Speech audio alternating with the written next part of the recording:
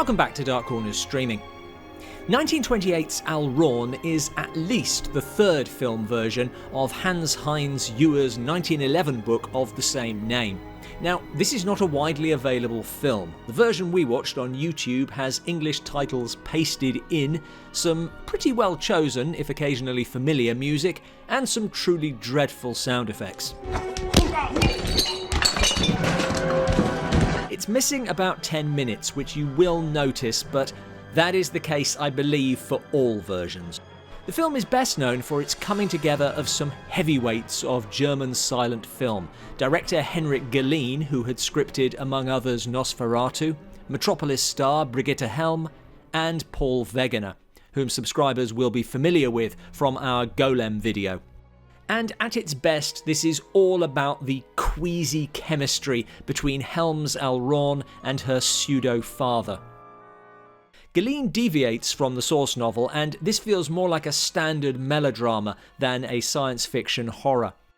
Partly because its subject of artificial insemination has become more everyday in the last century, although seldom involves the mandrake root and semen of a hanged man used by Wegener's Professor Jakob ten Brinken to impregnate a prostitute, producing Alraune, whose soulless nature is indicated by the ease with which she moves from man to man, and her walking fearlessly into a lion's cage after she has run away from school to join the circus.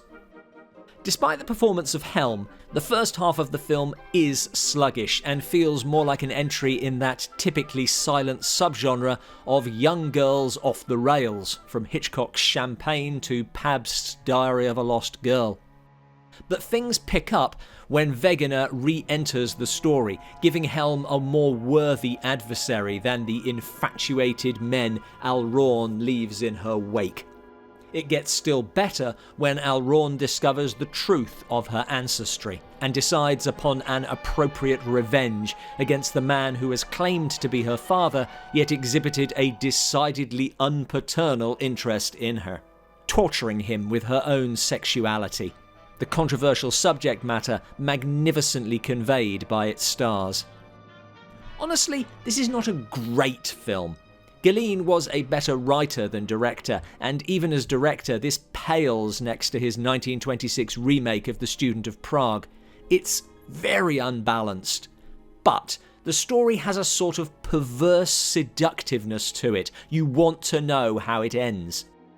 And its leads are in sublime form. Helm, who would play the role again in a 1930 talking remake, giving her best performance outside of Metropolis, and Wegener demonstrating a more subtle side to his acting.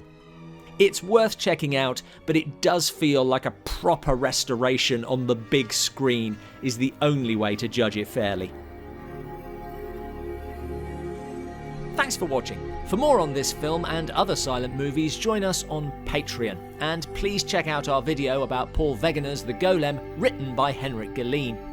Hans-Heinz Ewers was not happy with changes made to his book. What other films have strayed from their source, and were they right to do so?